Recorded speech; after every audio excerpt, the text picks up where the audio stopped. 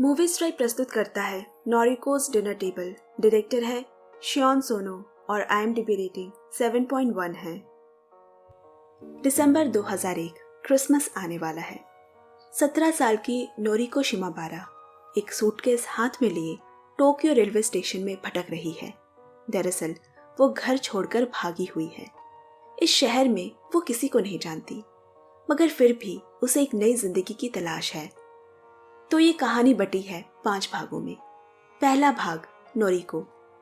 नोरिको Japan के छोटे से शहर टोयोकावा में अपने परिवार के साथ रहती है, जिसमें पापा तात्सुजो, माँ ताइको और छोटी बहन यूको है। वो एक हाई स्कूल स्टूडेंट है और उसका पूरा जीवन यहीं बीता है। लेकिन अब वो कॉलेज कहीं बाहर शहर से करना चाहती है। अपनी जिंदगी में कुछ नयापन चाहती है, नई जगह, नए लोगों से मिलना। लेकिन उसके पापा ऐसा नहीं चाहते। उनका कहना है कि बड़े शहर जाकर लड़कियां बिगड़ जाती है, इसीलिए पास के कॉलेज में ही अप्लाई करे। एक दिन उसे अपनी प्राइमरी स्कूल की सहेली दिखी। पहले तो वो उसे पहचान नहीं पाई, फिर उसने बताया कि वो एक जगह पार्ट टाइम जॉब करती है। नोरिको अपनी बहन यूको से बोली, अपनी इंडिपेंडेंट लाइफ में कितनी खुश है वो, पता नहीं मुझे ये मौका कब मिलेगा। नोरिको के पापा एक local newspaper tiny Tokai time के चीफ एडिटर हैं। पूरी दुनिया इधर की उधर क्यों ना हो जाए, ऐसा एक भी दिन नहीं होता जब वो काम पे ना गए हो। इस शहर की छोटी सी छोटी चीज उसके न्यूज़पेपर में छपती। उन्हें अपना काम और इस जगह से बहुत प्यार है। इधर नोरिको को अपने पेरेंट्स से कोई सहानुभूति नहीं मिली, तो उसका ज्यादा से ज्यादा समय अब इंटरनेट पे दोस्त बनाने और उनसे बातें करने में गुजरने लगा।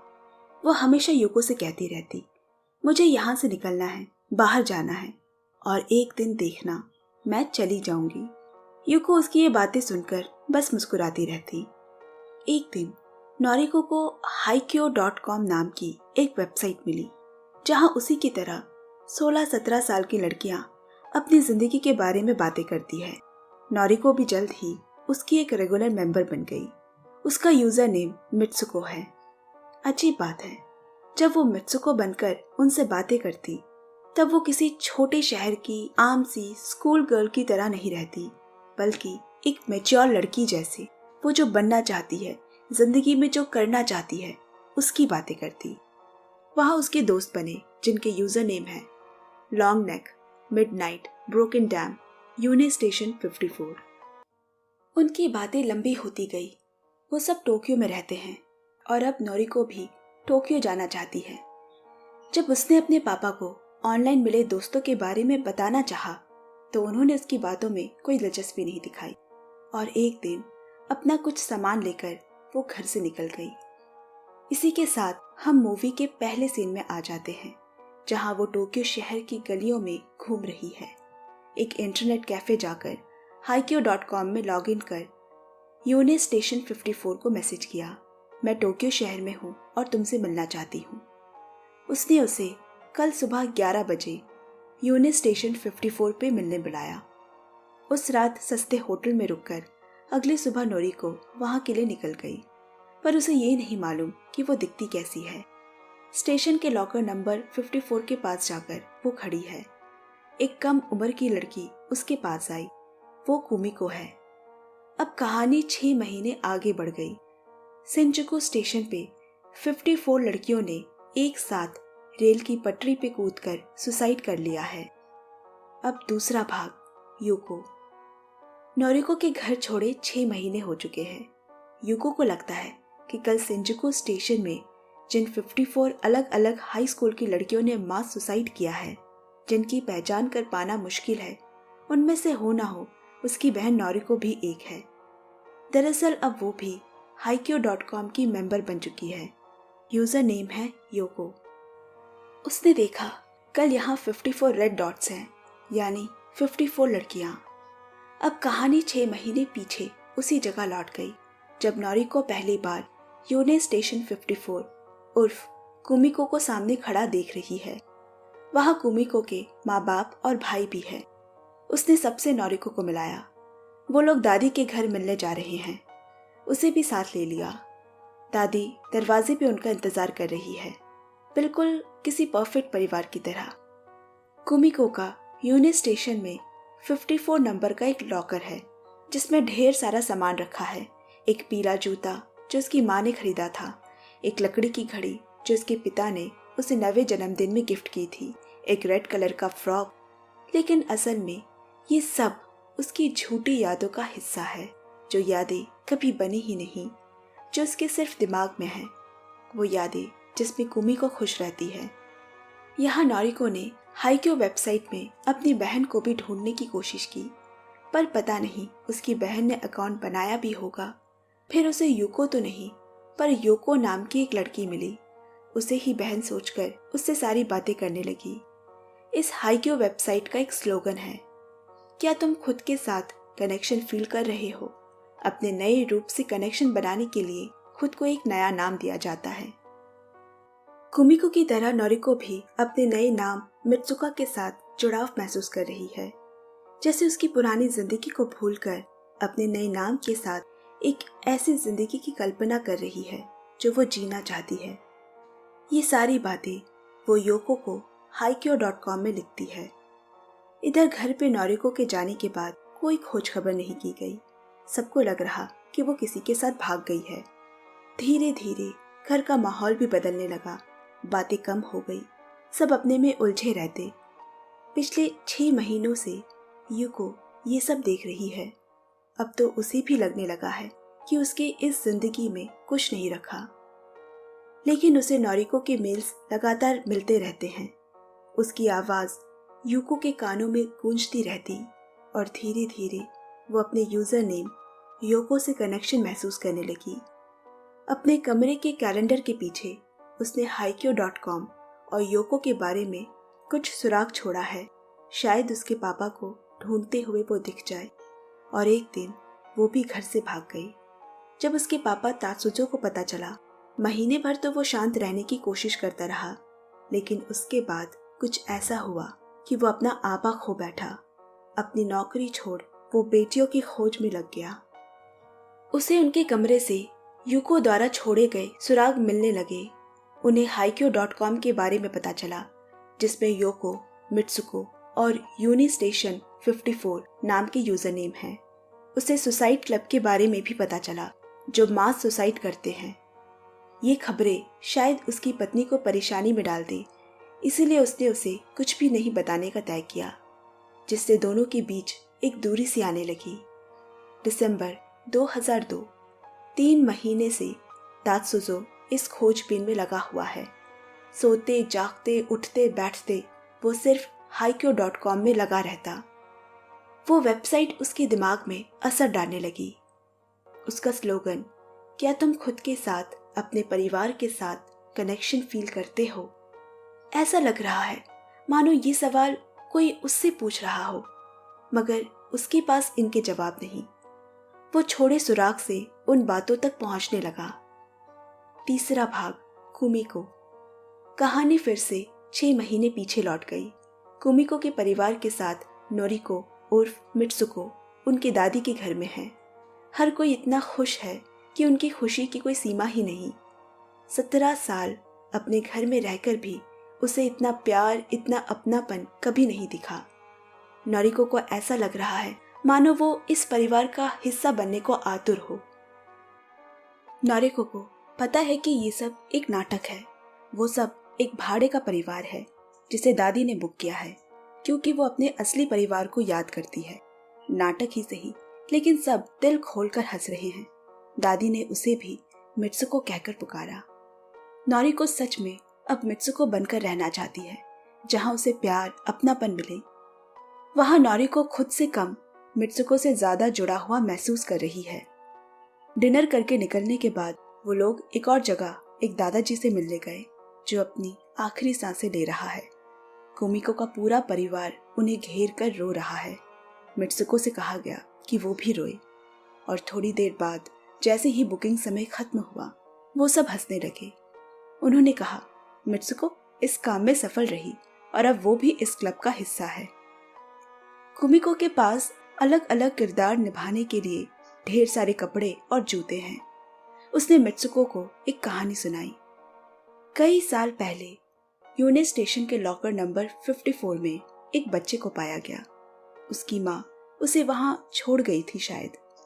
सालों बाद जब वो वापस आई, उसने उसे अपनाना चाहा, लेकिन उसकी माँ ठीक से रो भी नहीं सकी। बहुत बुरी एक्ट्रेस है। और दोनों हंसने लगे। ये कुमिको की कहानी है। फिर मित्सुको बोली, एक परिवार में माँ बाप और उनकी 2 बेटियां थी। देखने से वो एक परफेक्ट परिवार लगता है, मगर असल में वैसा है नहीं। उनके बीच में कोई आपसी लगाव, मेल नहीं है। उनकी बेटियों को कभी समझने की कोशिश नहीं की। अब अगले दिन दोनों तैयार होकर एक और जगह गए, पर मित्सुको को पता नहीं कि वो कौन सी जगह है। कुमिको एक घर के सामने आकर रुकी। अंदर से एक मध्य उम्र का आदमी निकला जो उन दोनों को डांट रहा है। इस तरह बिना बताए कोई घर छोड़कर जाता है क्या?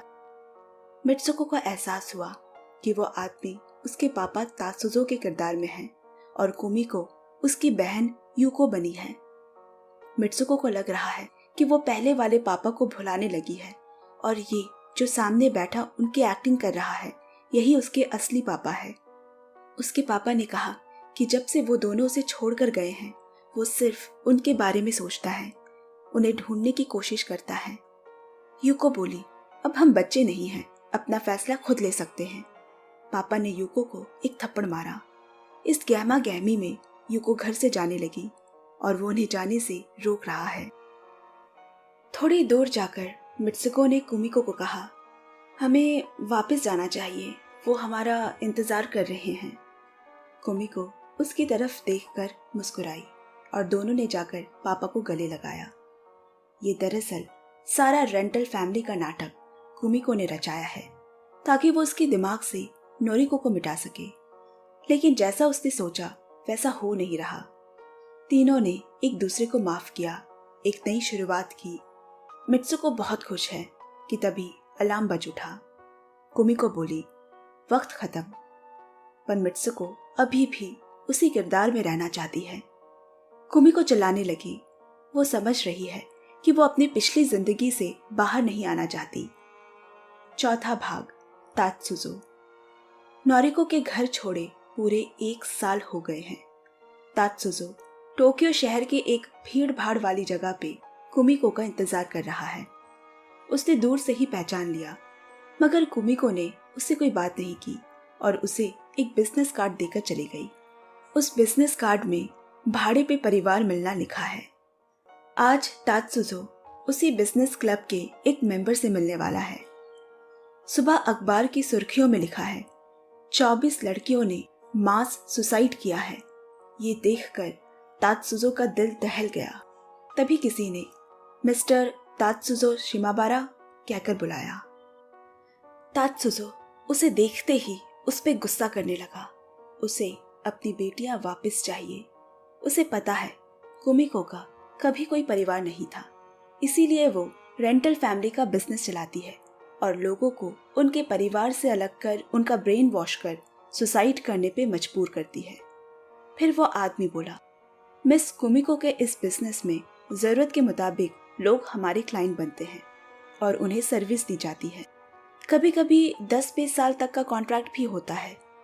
अगर सुसाइड होता भी है तो वो भी क्लाइंट की जरूरत के मुताबिक होता है और मेंबर्स बस अपना किरदार निभाते हैं, कोई जबरदस्ती नहीं होती।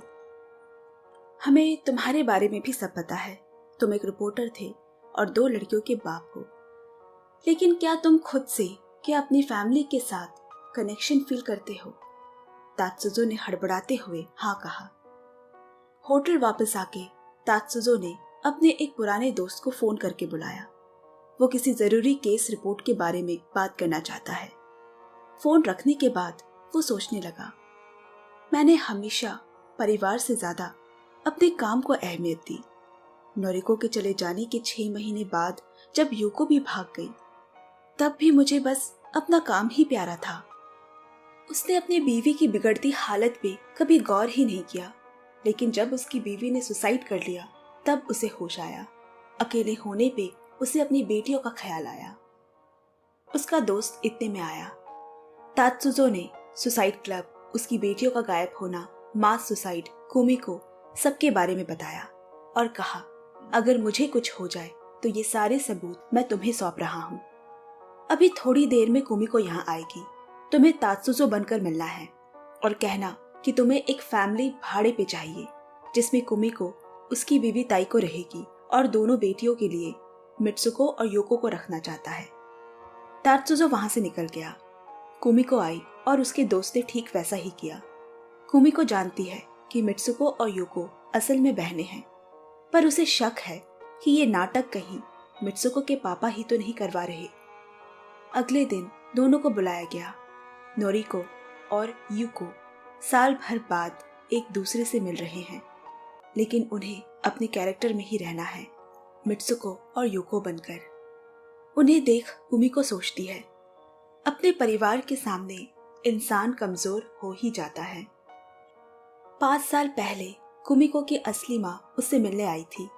कुमिको के सामने वो रोई गिड़गिड़ाई कि उसे एक और मौका दे दे, पर कुमिको बोली, मेरी माँ तो लॉकर नंबर 54 है। उसने बिल्कुल भी दया नहीं दिखाई। फिर जब उसकी माँ ने कहा कि वो उसके साथ रहना चाहती है, उसने उसे अपने क्लब में शामिल कर लिया, माँ के किरदार के लिए और उसके पति को बाप के लिए। इसका मतलब दादी के घर जाते वक्त जो माँ बनी थी वो असल में उसकी ही माँ है। 5वां भाग, नोरिकोस डिनर टेबल।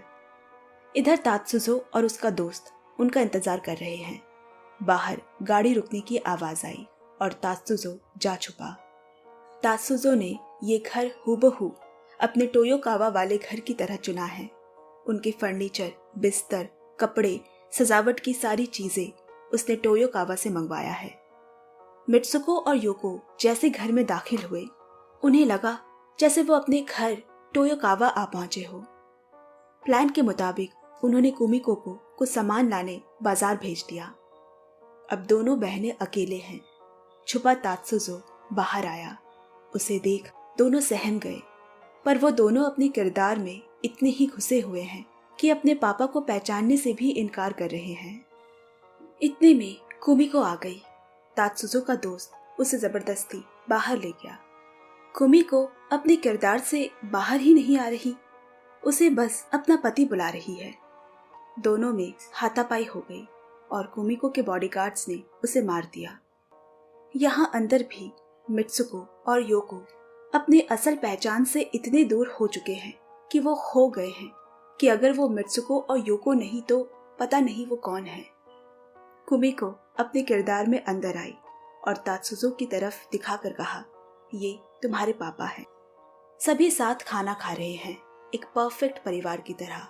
सब अपना अपना किरदार निभा रहे हैं। उसने अपने बच्चों से माफी मांगी, उसे भी माफ कर दिया गया। पुरानी यादें ताज़ा की जब टोयोकावा में रहते थे। दोनों बहनें बड़े समय बाद खुलकर हंसे, जिए जैसी जिंदगी वो जीना चाहते हैं। धीरे धीरे किरदार और असल जिंदगी के बीच की दीवार हल्की पड़ने लगी, इतना कि वो एक दूसरे को नोरिको और युको कहकर पुकारने लगे। रात में जब दोनों कमरे में सो रहे हैं, युको नोरिको को चैन से सोते हुए देख रही है। उसने क्या कुछ नहीं किया अपनी बहन को वापस पाने के लिए, यहाँ तक कि उसके पीछे Haikyo.com की मेंबर बनी, घर से भागी। अब जब वो सामने चैन से सो रही है, वो खुश है और इस जज्बात को वो खोना नहीं चाहती। कल सब वापस से वैसे ही हो जाएगा। उसने अपनी बहन नोरिको और पापा को सोते हुए एक बार देखा, इससे पहले कि कल सब कुछ बदल जाए। वो इस प्यारे एहसास को लिए घर से निकल गई। जब नोरिको की नींद खुली, उसमें बदलाव आ चुका है। वो अब नोरिको है। मूवी यही खत्म होती है। दोस्तों, आज की एक्सप्लेनेशन आपको कैसी लगी कमेंट में ज़रूर शेयर करें और चैनल को भी पक्का सब्सक्राइब कर लें। आपसे जल्द मिलते हैं अगले वीडियो में। Bye bye, love you and take care friends.